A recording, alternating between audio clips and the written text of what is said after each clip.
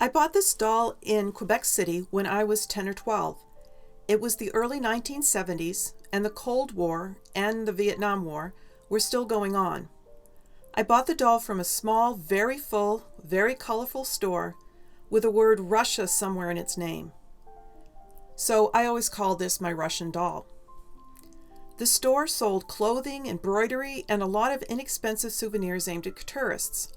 As a child, I didn't really understand that in this case, Russian meant Soviet, and that many of the things being sold there came from countries under the Soviet Union's control, countries such as Latvia. Buying from the store felt somewhat exotic because the things sold there weren't something you'd see much of down in the United States. Even as a kid, I knew this doll wasn't expensive. Otherwise, I could never have afforded her. The plastic of her body feels kind of on the thin side. The soles of her shoes have rough ridges. The scarf and armholes of her vest aren't hemmed. Her eyelashes are chunky, stiff plastic. So I've always treated her carefully.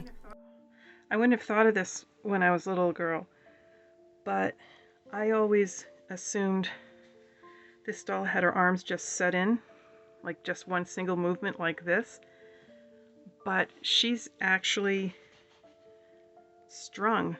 So if I do mess her up or anything, I could probably figure out how to restring her. Her arm, see how she just goes this way, and I can see in there. I'm not sure how they did it, but she's definitely a strung doll. The way her head moves. I thought she was more like a welly wisher, where the arms only go one way, and the head doesn't really have that much movement. But yeah, cool. I think it's just a single thread. This is just a single thread for a button to hold the button in place.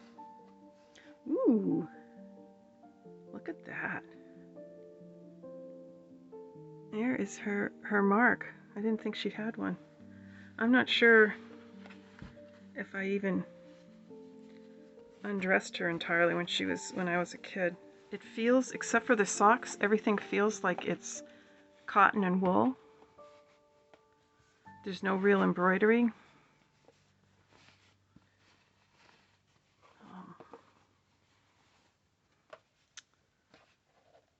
Okay, here's her underwear.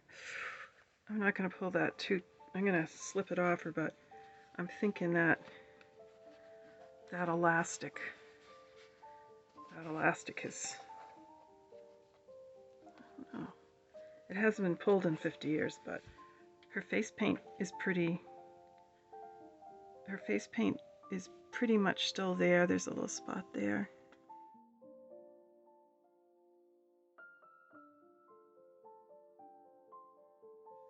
Here are her rocker eyes. Rocker eyes. Here's a composition doll, and she has rocker dolls like my Russian doll. And if you want to open her eyes or close her eyes, they move together. And this is because they are joined inside her head.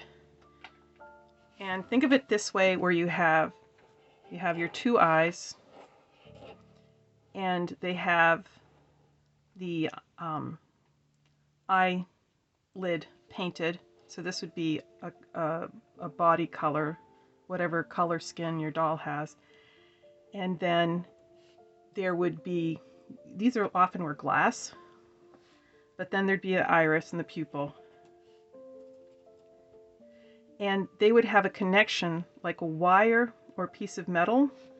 And then here, there'd be some sort of weight. So sideways, this would be kind of like this. And usually the wire came out somewhat. This is a horrible drawing, but it's the basic idea. And so you have this weight here.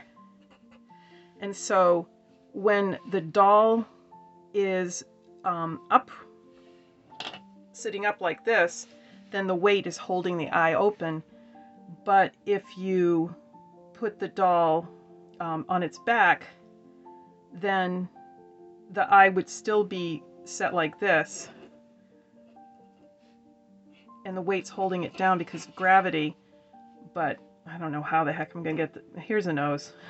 Forgive this drawing. But so here's the now the eye appears closed because the gravity's holding the weight down. And this is wonderful, except it's very neat to see in a doll, but it is not, it's hard to replace if something happens, if the doll's eyes get crazed, if they're made out of celluloid, for example. And nowadays, people or doll makers have the eye encased in like either plastic or metal, so that their eyes are single, and they still have weights, but they're inside here, and they have little wires or pieces of plastic here that help the doll move its eyes. So earlier, a minute ago, I was showing you this this doll who is made out of composition, and she closes her eyes. They're kind of sticky, but there they go. So her eyes are closed. Kaya is watching her thoughtfully. But meanwhile, if you reach over, Kaya's eyes, they open and close independently. Because Kaya is the modern, her eyes sticky. Because Kaya is a modern doll. So at the time that my Russian doll was made, or my Soviet doll was made, here's a velvet doll. And look, so this is the same time period, only velvet, I don't know where the heck she was made, but her eyes are separate. So the Soviet technology for my doll they were using the older technology. Birthing, but I think they somehow like made a cap out of this stuff. It feels like plastic or some sort of thin nylon or something, and the hair is attached to it. So I might just glue that back down closer to her, and you can see where this paint got pulled off here. So I'm going to clean her, and I'm just going to use water. Her cap, I'm not going to touch. There's a tiny piece of jewelry. She had like a brooch that I could never figure out when I was a kid, but it held this on, and I can't find it. So that's the only thing really missing from this. This is stained. This is frayed a little. I don't think I'm going to wash the skirt. I think I'm going to clean it, but without washing it, because it's wool and I don't want it to shrink. I don't know if this discoloration will come out or not. This is very cool though. I know it's printed on, but I wouldn't have been able to afford this doll if it had been any finer.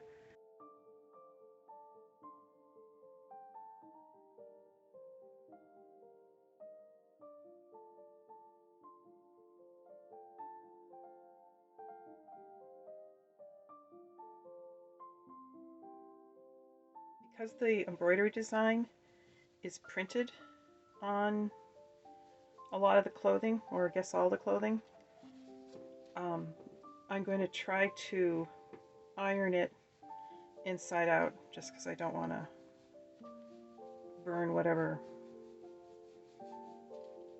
dye, whatever stuff, paint they printed with. Ink, I guess. On the scarf,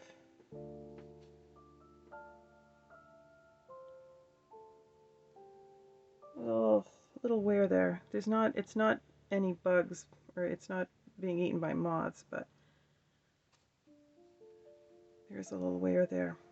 But at any rate, along the edges, like in some places like this is fraying, I have fray check. I'll probably dab a little bit on the edges just to hold it in. This scarf, when I washed it, got much softer. It didn't entirely get out whatever that stain was. There was a stain here, but it actually feels really nice now.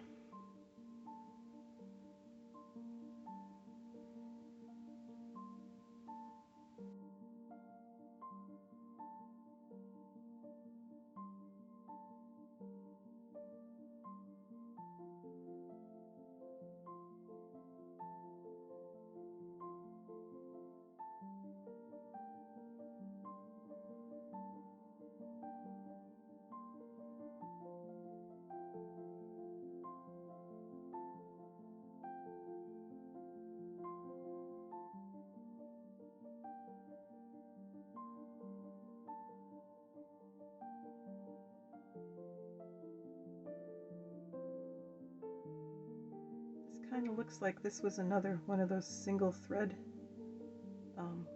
buttonholes, like this one, I think. And I really can't see anything where a button might have been. But just because her collar goes around like this, I'm thinking there probably was one there a while ago, a few decades ago. So,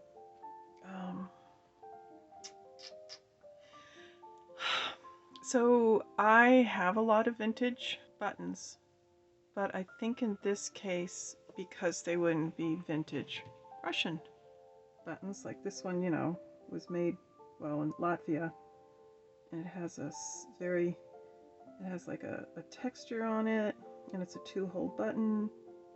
So I think I could sew one of my buttons made in Leominster, Massachusetts, because that's where all my plastic buttons come from, or most of them.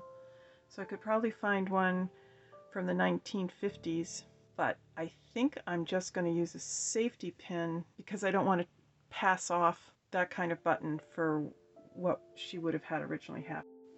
And in the same vein as the fact that she's got one missing button, she has everything here. She's got hook and eye that are original, and these still have the just a single stitch that these go into here. So it could catch on, but I just don't want to risk it. So I'm going to use 2 safety pins on her. So earlier I mentioned that I found a little marking on her back, which I hadn't ever seen when I was a kid. And it is, she's a doll from the Soviet Union. She was made in Latvia at a factory or a group of factories called Strom Riga.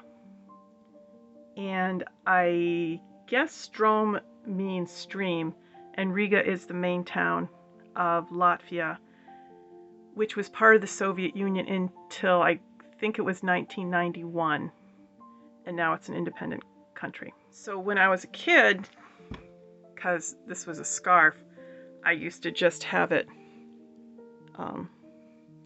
over her shoulders like this, and there was a brooch which used to bother me to no end because it didn't make sense to me, and it was a circle.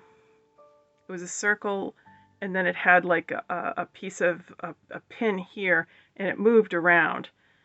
And I knew that you were supposed to take these ends and jam it through, and then, you know, put it through like a buckle. Wait a second. I'm gonna get lost now. So what I think it was traditionally was this was supposed to go over one shoulder. So it'd be like this, and then the brooch would go here. And this is, oh man, this is so much softer than it was before. Wait, no, I'm still not doing it right. Wait a second. Okay, no, really. I'm catching on here. No, it's under one arm. That's the ticket. All right, so it's under one arm. Obviously, I've been struggling with this scarf my entire life, or since I was 10. For 50 years, I've been struggling with this scarf. All right, so it goes like this. That's what it is. It goes under I guess it goes under the arm, and then, because when I was a kid, I didn't want to hide this because this was so pretty. All the embroidery design here was so pretty.